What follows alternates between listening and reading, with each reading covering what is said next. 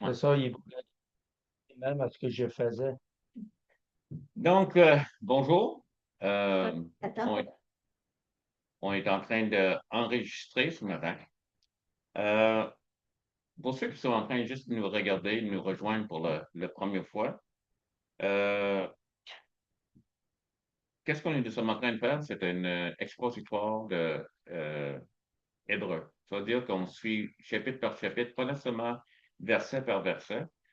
Et on est rendu le chapitre 12 d'Hébreu, donc on a presque fini le livre. Mais et il y a plusieurs personnes ici autour, donc je vais demander à différentes personnes de lire, mais tu vas entendre des personnes lire. Euh, mais euh, j'aimerais juste que tu écoutes qu'est-ce que on a juste sorti. J'appelle ça glaner. L'idée de glaner, c'est de passer par-dessus un champ et juste ramasser les choses qui restent. mhm. Donc, c'est pas être super profond, mais qu'est-ce qu'on ramasse? Puis on ramasse. Puis c'est ça qu'on est en train de faire depuis, je pense que c'est rendu une année au moins. C'est comme ça qu'on fait avec. Mercredi soir, c'est Genèse. Mercredi soir, c'est euh, 18 heures. Et on lit la Genèse. Et on est au milieu de l'histoire de Joseph qui est excitant. Et on est dans Hébreu ici ce matin. Et on est dans le chapitre 12. Et je vais demander à quelqu'un qui lit mieux que moi en français, donc ma femme, de juste lire. OK. Les choses, c'est qu'on a rentré, on a commencé à parler du chapitre 12. C'est intéressant. Ça parle d'une nuée, une nuée de témoins qui nous entourent. C'est excellent. Il y a du monde qui a passé avant nous. Ça parle de leur vie est un témoignage. Et,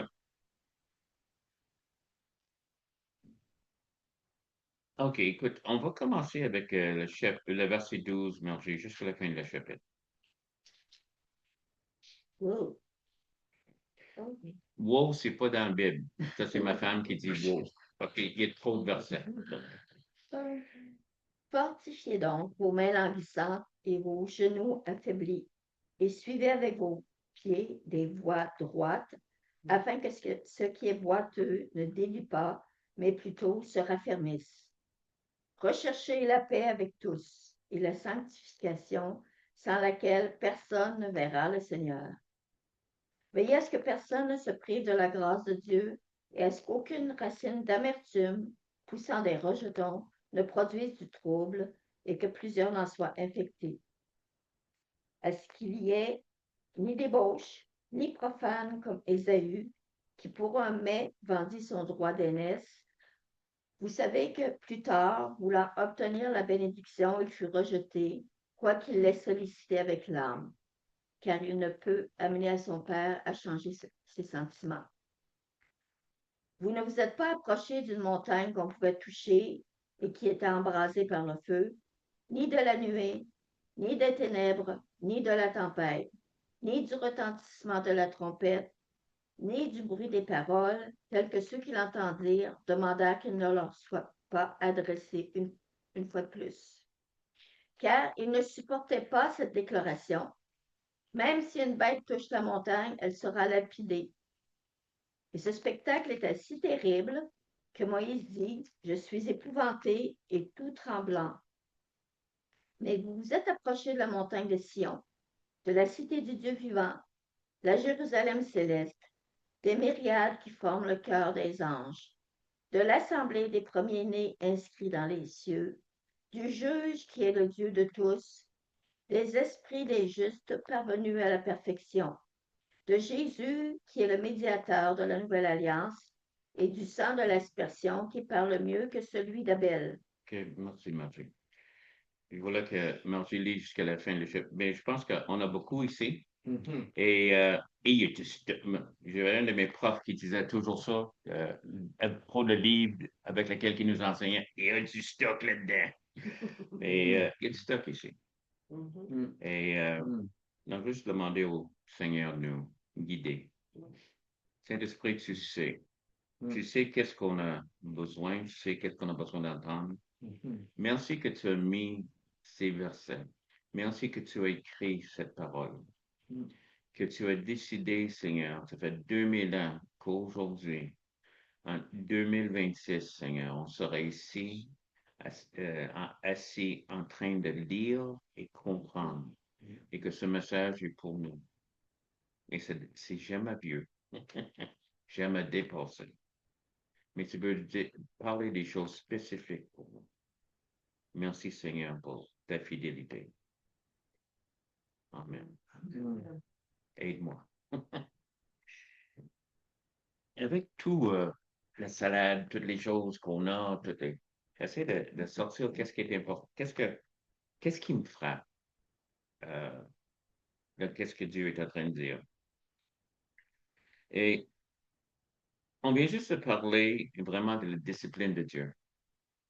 Et que Dieu est notre Père, il discipline euh, ses enfants. Et le mot discipline, là, ça veut dire exactement donner une discipline. Pas nécessairement toujours euh, faire que la vie est dure ou quelque chose de frapper, mais aussi il dit de frapper avec le verbe. Donc, il y a certains moments que Dieu est obligé de nous euh, réveiller. Et ça, c'est des brebis. Euh, on est connu comme des brebis. C'est pas les animaux les plus intelligents. Ils ont besoin d'un berger pour les guider. Mais en tout cas, après avoir dit ça, et après avoir passé les choses, et quand nous passons par les châtiments, on trouve ça dur, verset 11, ça dit, ça porte une tristesse, des différentes choses. Il est en train de nous encourager. Forcez donc vos mains languissantes, vos genoux affaiblis, et suivez avec vos pieds des voies droites afin que ce qui est boiteux ne dévie pas, mais plutôt se raffermisse. Autrement, il est en train de leur parler de leur situation. Qu'est-ce qui se passait dans le livre des Hébreux? On l'a déjà mentionné, mais on va le mentionner encore ce matin, peut-être pour la première fois que c'est que les Hébreux étaient découragés et à cause de l'opposition, à cause des personnes qui étaient super sous la loi, comme on disait, des Juifs, ils mettaient une pression sur eux de lâcher le christianisme et revenir vers la loi. Le problème avec la loi, c'est que la loi est dans la parole de Dieu. Et il y a des personnes qui donnaient des arguments, qui disaient, écoute, c'est Dieu qui a écrit ça. Et c'est vrai que c'est Dieu qui a écrit ça. Mais maintenant, il y a une nouvelle alliance en Jésus-Christ. Et on n'est plus sous la loi, mais sous la grâce. Et parce qu'il disait ça, ça insultait la religion dominante. Étant dominants, ils ont mis la pression sur ces gens-là. Ces gens-là sont devenus découragés, comme on dit, sur le châtiment, sur la direction, sur la discipline de Dieu. Donc, leurs mains sont affaiblies. Ça nous arrive tout. Ça arrive à des chrétiens, ça arrive à des non-chrétiens.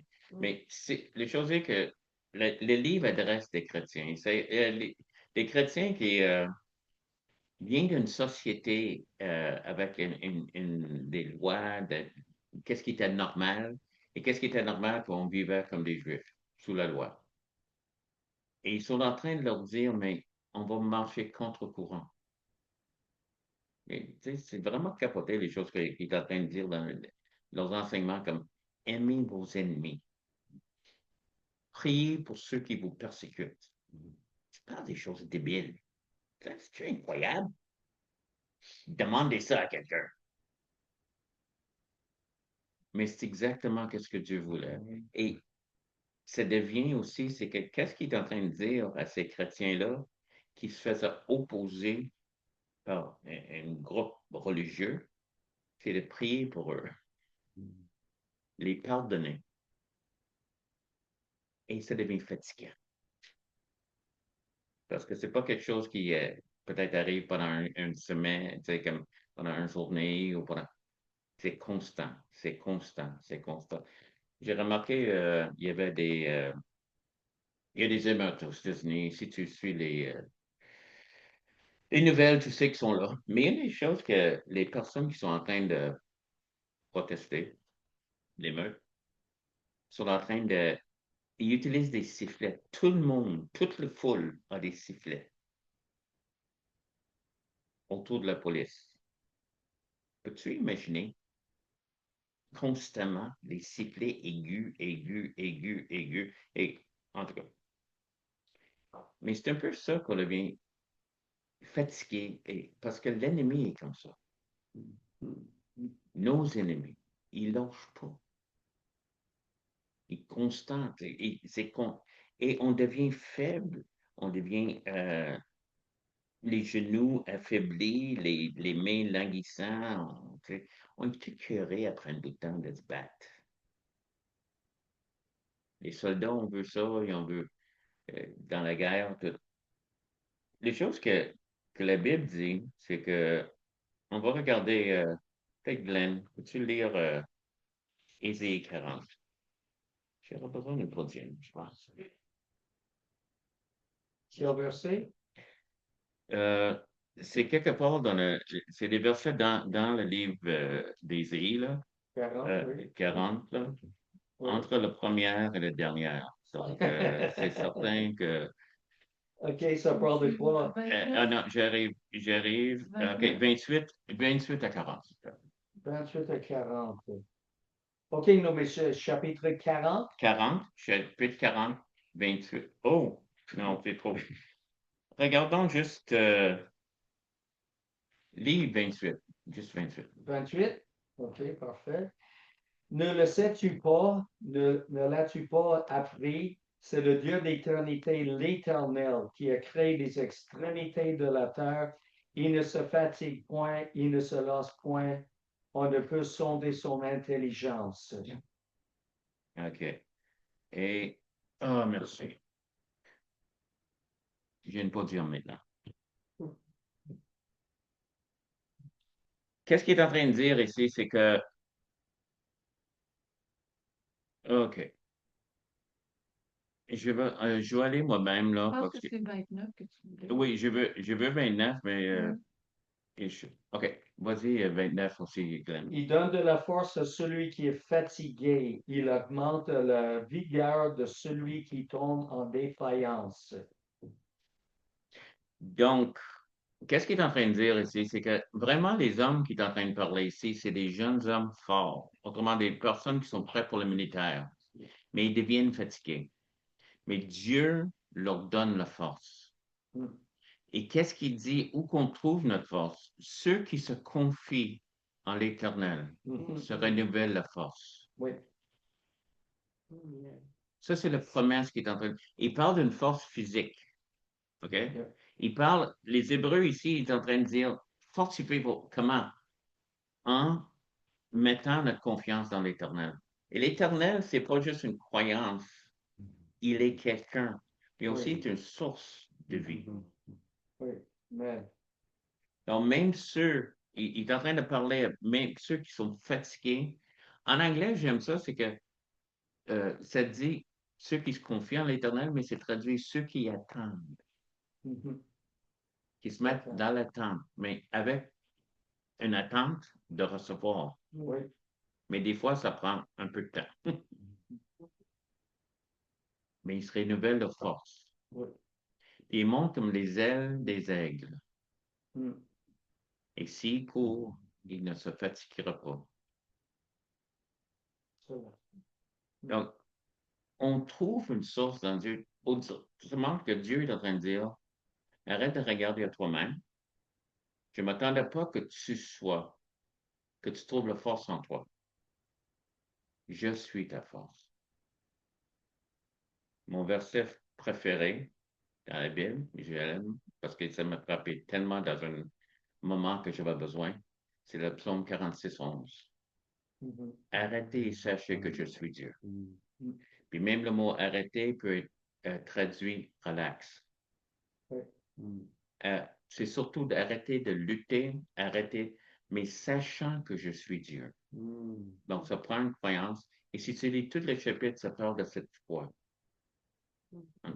Donc, c'est ça qu'il est en train de dire à l'Église des Hébreux. il comprend. Il comprend que, comme il parle de tristesse avant, il parle de, tu sais, ces situations dans lesquelles tu es, on comprend ça. Mais fortifie tes mains. Va chercher, va dans la source. Et si tu essaies de fortifier toi-même, tu ne peux pas. Il commence aussi, il continue à dire des choses encore, ça devient de plus en plus capoté. Donc, OK, là, t'es fort, ça va. Cherchez la paix avec tous. C'est qui tous? Mais le gang qui est en train de t'écœurer, cherche la paix. La Bible dit, quand que c'est à toi, soyez en paix. Si du monde se fâche avec toi, il n'y a rien que tu peux faire. Ça le frustre de voir quelqu'un en train de. Imagine, il a pardonné ses amis. Tu parles d'une cave. Tu sais, c'est comme.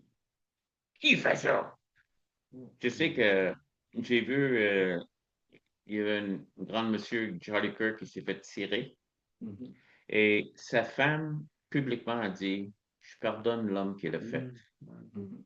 Et du monde, des croyants, qui l'ont critiqué. Tu parles de choses, je pardonne. C'est pas qu'elle veut pas la justice, c'est pas que. Elle juste dit dans mon cœur, je le pardonne. Mais il y a quelque chose de libérant dans le pardon aussi. Parce que tu as relâché quelque chose qui travaille ton cœur.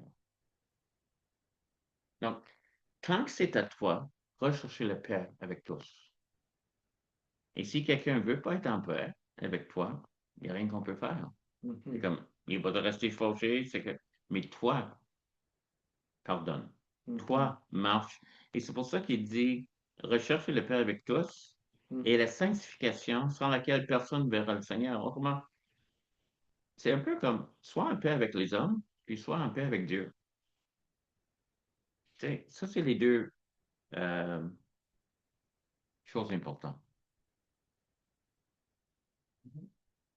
La sanctification, c'est d'être en règle. Et la seule manière d'être sanctifié, c'est de se confesser et accepter le pardon de Jésus. On cherche à marcher bien devant le Seigneur. On marcher droite. On ne cherche pas le péché. On ne cherche pas. Mais si ça arrive, on a un avocat avec le Père qui peut nous pardonner. Ça, c'est correct. Donc, mais je recherche à être saint, être différent. Moi, j'ai fait ça depuis des années et des années. Maintenant que je suis rendu parfait, je peux vous expliquer. Non, je ne suis pas parfait. Demande à ma femme. En tout cas, on a mais je trouve la sanctification dans le sang de Jésus qui m'a aidé. Et si je fais quelque chose de mal, on peut le confesser. Mais veillez ce que nul se prive de la grâce de Dieu. Regarde le contexte de ça. Veillez que nul se prive de la grâce de Dieu. La grâce de Dieu, c'est le don gratuit de Dieu. Il donne. Sois pas privé de ça. En ce cas, aucune racine d'amertume pousse des rejetons, ne produisent du trouble et qui plusieurs n'en sont infectés. Pourquoi ces deux sujets ensemble? On arrive, c'est que veille donc de ne pas priver de la grâce de Dieu. Puis après ça, il parle de l'amertume. Je reçois la grâce de Dieu. Et c'est par la grâce que je suis sauvé, non pour les œuvres. Mais si je crois dans la grâce, il faut que je donne ma grâce. L'amertume n'est pas un fruit de l'esprit. L'amour est un esprit. Le pardon. Donc, il veut qu'on vive. Et c'est pour ça que dans ce sujet-là, fais attention à l'amertume.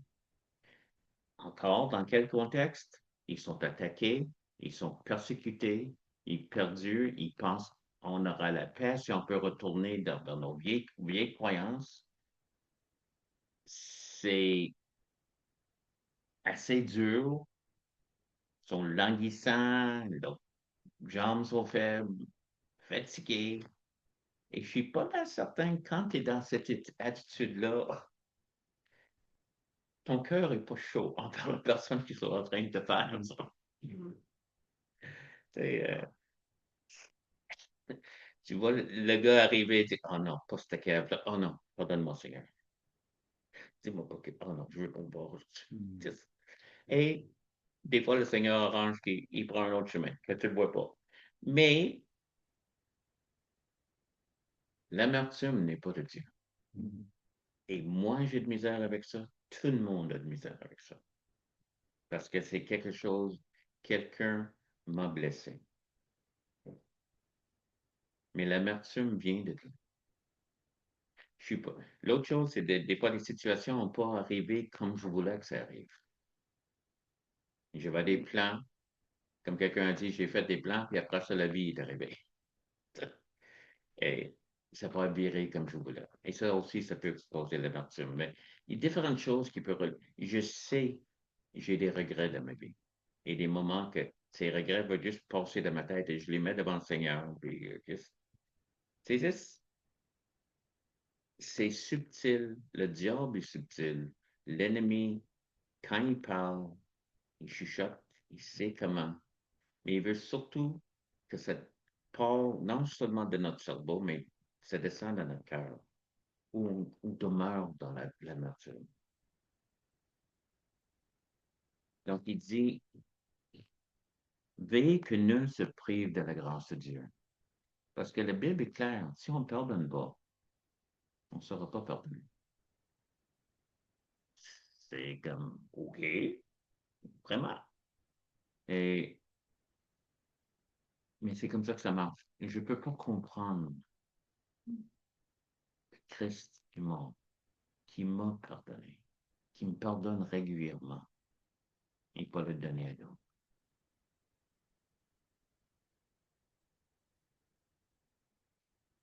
L'amertume est un cancer qui tue l'âme.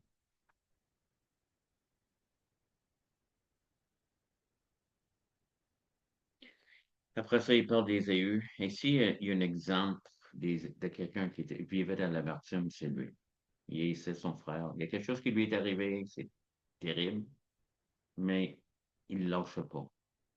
La manière, ça a l'air que sa vie était faite, même quand il s'est installé, il a été chercher des femmes dans d'une certaine style qui allait agacer ses parents parce qu'il était fâché. Il vivait pas, quand on regarde où il vivait pas loin que les parents peuvent voir ses actions. Et il était découragé déjà. Il avait l'air de juste vivre là-dedans. Et il ne pouvait pas trouver le pardon. Il ne pouvait pas retrouver qu'est-ce qu'il a perdu, même s'il le recherchait avec l'âme.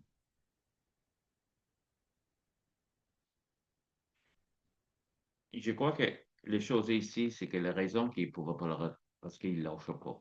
L'amertume qu'il avait dans son cœur est en train de le manger, la ronger. Éventuellement, lui puis Jacob ont l'air à se réconcilier de fin, mais ça n'a jamais été une relation profonde. Mais c'est tout un exemple. Il y a une chose. Si tu as besoin de pardonner quelqu'un, c'est parce qu'il t'a fait quelque chose. OK? Si tu n'aurais rien fait, il n'y aurait rien à pardonner. Le pardon vient parce que quelqu'un a fait quelque chose. Ici, ils sont persécutés par un mouvement religieux. Donc, c'est certain qu'il y a quelque chose à pardonner. Il parlait des choses qu'ils ont perdu leur bien. Il y a des personnes ici à cause qu'ils étaient chrétiens. Il y a des choses qui. Mais ça ne lâche pas. Ça n'a pas juste débuté et c'était pas une chose du passé parce que encore sont tannés, ils veulent lâcher.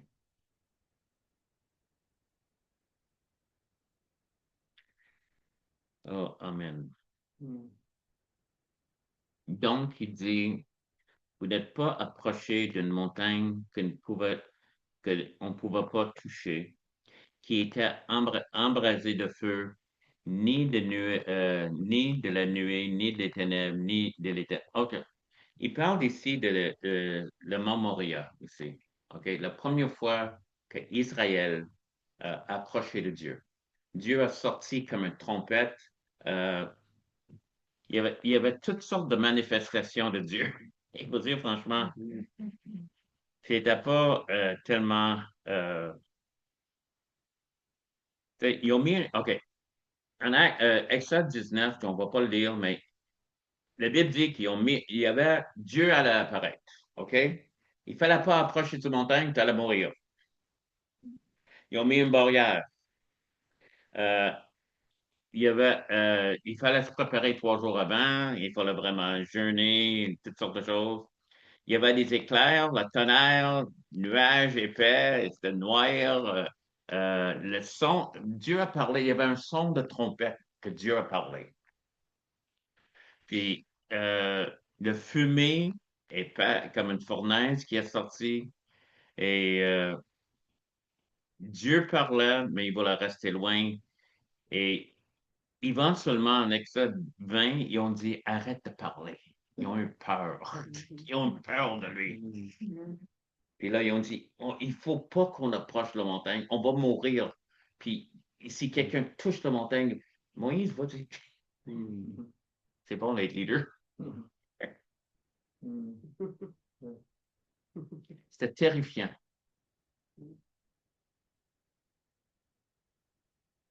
Ils ont vu Dieu, ils avaient peur de Dieu.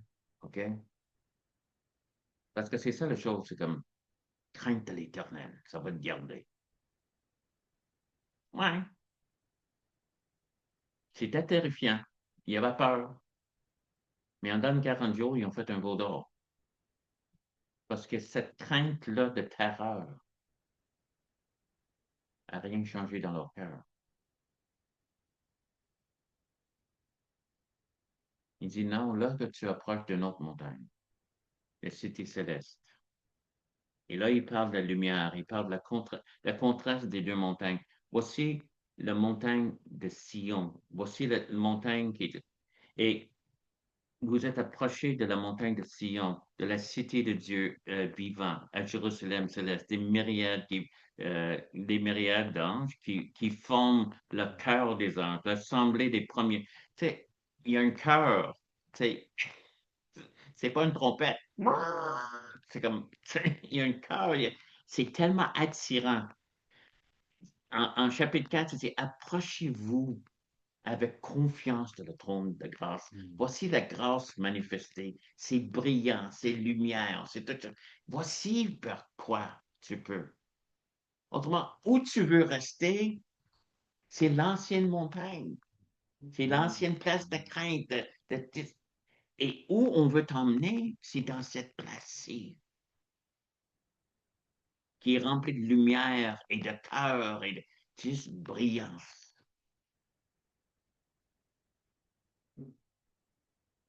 L'assemblée des premiers-nés inscrits dans les cieux du juge qui est Dieu de tous, des esprits des justes parvenus à la perfection, de Jésus, il est là, qui est médiateur de la nouvelle alliance et du sang de l'aspersion, qui a parlé mieux que celui d'Abel. On va laisser là, mais pourquoi est-ce que c'est quoi le sang qui parle? Regardons Genèse. Euh,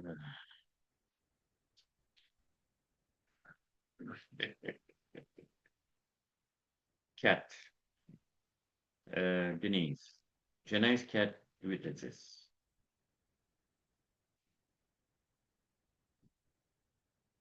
C'est l'histoire de Caïn et Abel. Et c'est ça que Denise va lire en partie. Mais Caïn vient juste avoir tué Abel. En même, excuse-moi, verset 8, je pense que c'est ça que ça dit.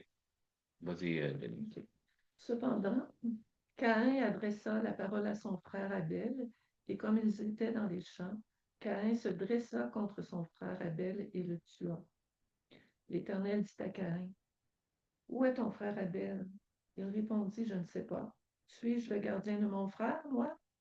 Alors Dieu dit, qu'as-tu fait? La voix du sang de ton frère crie du sol jusqu'à moi. Donc, la voix d'Abel criait du sol. Et je crois que ce qu'Abel disait, c'est donne-moi justice.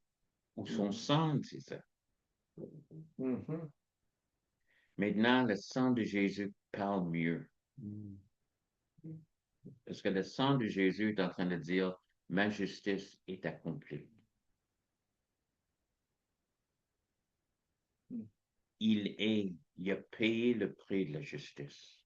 Il parle mieux qu'Abel. Et c'est l'histoire, qu'est-ce qu'on a besoin, c'est que toi et moi, on a besoin non seulement de vivre dans la grâce, mais de recevoir la grâce pour nos vies et en partager la grâce avec un monde qui a besoin, vraiment besoin. Je regarde des émeutes, je regarde toutes sortes de choses, je regarde les personnes, juste des choses que je trouve sont haineuses en train de se passer. Et Dieu a dit, tu vois ce monde-là? Et j'aime au point que je donnerai mon fils unique pour eux. J'ai un grand amour. Ça, c'est les nouvelles montagnes. Ça, c'est la montagne vers laquelle on s'approche. Une montagne de grâce, une montagne d'amour, une montagne de transformation aussi, où il transforme en nous. Qu'est-ce qu'on a besoin?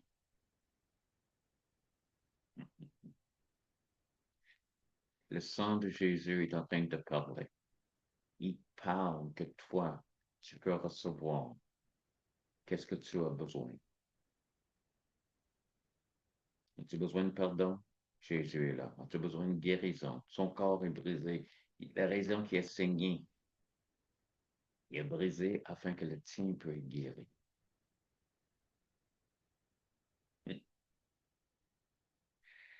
Ça, c'est l'histoire des Hébreux qu'on est en train de réunir. Et ça, c'est qu'est-ce que ça a à faire avec toi et moi. On est dans l'Église, si tu es chrétien, c'est que Christ est avec toi. Et tu mets ta confiance en lui. Tu es venu une nouvelle montagne. Pas l'ancienne montagne de crainte. On a peur d'approcher, mais une invitation de t'approcher avec confiance d'une trône de grâce. Et les anges chantent. Et c'est pour toi. Il veut qu'on vit dans la grâce, qu'on la reçoit et qu'on le donne. Voilà. Merci de m'avoir écouté et viens nous rejoindre dimanche matin par Zoom. Je vais mettre l'adresse sur le vidéo ou en personne. On vient ici. Je vais mettre mon adresse aussi si jamais tu es autour de Saint-Augustin à 10 heures le dimanche matin. Viens donc, on va mettre l'eau dans ça pour faire de la place. Et je veux juste prier pour toi. Seigneur, que tu bénis chacun qui est en train d'écouter. Bénis-nous ce matin à comprendre ce que tu es en train de nous dire. Que ces paroles retournent pas sans faire effet. Alléluia, Seigneur. Merci que ta puissance ne ferme pas. Alléluia. Amen. Amen. Sois béni. Ça fait pas, non?